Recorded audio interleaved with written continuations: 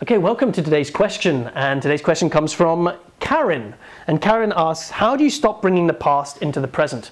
In terms of relationships, what she's noticed is that she has a relationship and then she gets hijacked by the past, which may cause her to go into defense so that she doesn't really let herself fully love and experience and be in the present moment. So then how do we stop bringing that past into the present? Again, big question, great question, Karen. So let me just start. There are two parts to this. There's the practice of getting present now, and then there's the practice of getting into a place of power when we are already hijacked. So again, a summary. There's staying clear and present generally as a practice, and then there's what to do when you've lost presence and you want to get back. So those are the two things I just want to quickly touch on. The practice of getting present in the here and now moment consists of three essential pieces, and these pieces were kind of like put together by Tej Steiner, the guy who created the heart circle model. And he basically said, in order to be present, that is, in order to be here now, we need to have a connection to gratitude, to wonder, and to our energetic reality. And basically what he was saying was that the sense of presence means that we have to be out of our head and into our heart. But what our heart really means, what does it mean to be in the heart, means to be out of that thought-based, rational, analytical mind that can so easily get lost into judgment and get lost into the memory of our past. So that makes sense, yeah? Because our mind is the bit that kind of remembers. Our mind never lives in the present. It's always in the past or somewhere in the future, you know, thinking about what was or worrying about what will be. So to get here and now, we actually have to leave the domain of our left hemisphere, so to speak, and move to our right brain, or what some people call their heart, to come into their heart intelligence. And so to get present, it means realizing that we're not just a physical body, but to actually tangibly feel our energetic presence and our connection beyond the physical self, that we are in fact a vibrational being that has a tangible reality as energy. And when we can actually tune into our energetic nature, it automatically drops us from our head to our heart, and we get to feel more in truth with who we are, because the truth of who we are is not just a piece of meat and bones with some flesh and some nerves and a computer that runs it all. We are far more than that. And so to touch into the bigger self, the bigger energetic self, is a great way to get here and now. And you know, there are loads of practices to do that. Yoga, somato-respiratory integration, slow motion movement, just putting on a piece of lyrical music and just moving really slowly with it, breath work, any type of conscious thought, any type of, in terms of meditative practice, where you are deliberately focusing your energy and your attention on the here and now. I mean, there are countless practices to connect to your energetic body. So I'll let you explore what works for you, because some people love dance, some people like just sitting in meditation, some people like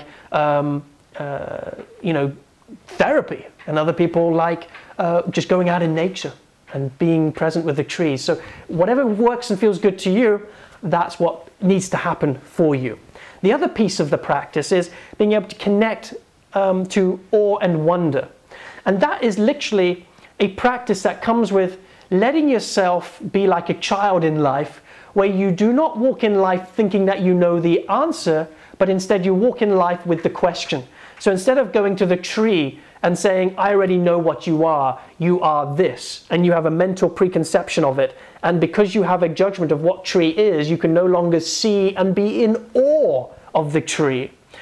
I'm talking about now as having a practice to kind of go into, for example, nature and looking at the tree and saying, what is this? And be in awe and wonder of what you're beholding. And the practice of being in wonder is the practice of returning to a more childlike state, where in fact you don't have the answers, that life is a mystery, that we don't have an idea about anything. Everything is kind of mysterious.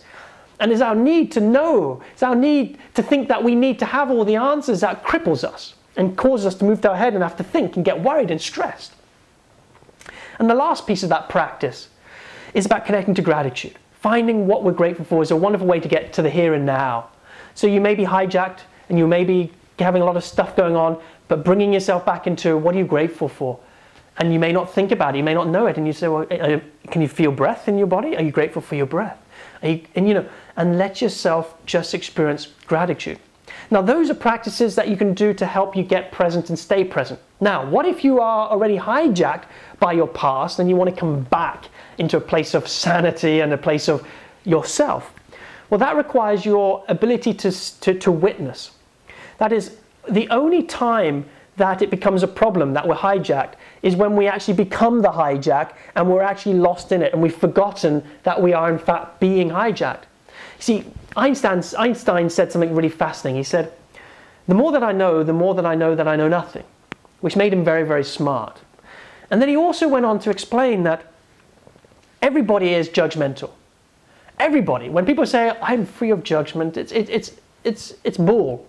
Because the mind, that's what the mind does. And because of the fact that our mind is running consistently, we can't stop the mind, we're consistently judging. And Einstein said something very fascinating. He said, as soon as I realize that I'm making a judgment, in that moment, I become free of judgment because I realize that I'm making it. And in making it, I can now disarm it in the sense that, he said, as long as I am clear that I'm making the judgment, it no longer has to affect my decision-making process. It doesn't have to affect how I look at this person, how I see this person. So he said, to the degree that we become aware and we can witness what we're doing and what we're seeing is the degree to which we can now take back control of our lives. So the way you basically make sure that you don't bring the past into the present is that when it does come into the present, you acknowledge it and you recognize and say, this is my past. This isn't my present. And you acknowledge it and then you let it be. You accept that that's just the way that it is. And the moment you can actually really be with what you're experiencing and witness it without getting hooked by it, without getting lost into the drama of the story of it. And if you do, you zoom out and you witness that. So in other words, you practice a form of objective witnessing. Now, if you notice that as you witness, you in fact do not feel better, that you in fact still feel as if you're being pulled into your past, you're not truly witnessing. So then you zoom out even further. You witness yourself witnessing your past.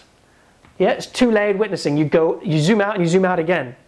So you're not just watching your hand, you're watching yourself watching your hand.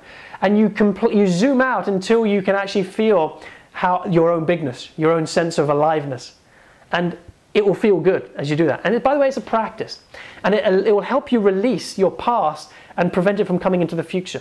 But the most important thing is whenever you have your past coming into the present, not only is it important to witness it, it's important to acknowledge it and be real with it and not go into denial that it's up, it's here. And in fact, if you're in a relationship, I would definitely communicate that with your partner. And I would say it like this: honey, a part of me is coming up right now and I know exactly what's going on. It's from my past. But you always talk about it as a part of me is this, or a part of me feels this way.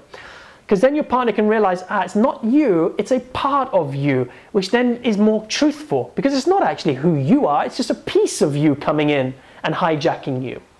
So I hope that makes sense. Again, there's a lot more to this, and if you want more information about it and you want to learn more about how to do this, then feel free to explore our events and our programs, because we go into a lot more and we go into the depths of actually teaching this so that you can have it as a sustainable skill to do every day in your life. So with that, please leave a comment, share this with your friends, share it with Facebook and Twitter, and I will speak to you tomorrow. Take care.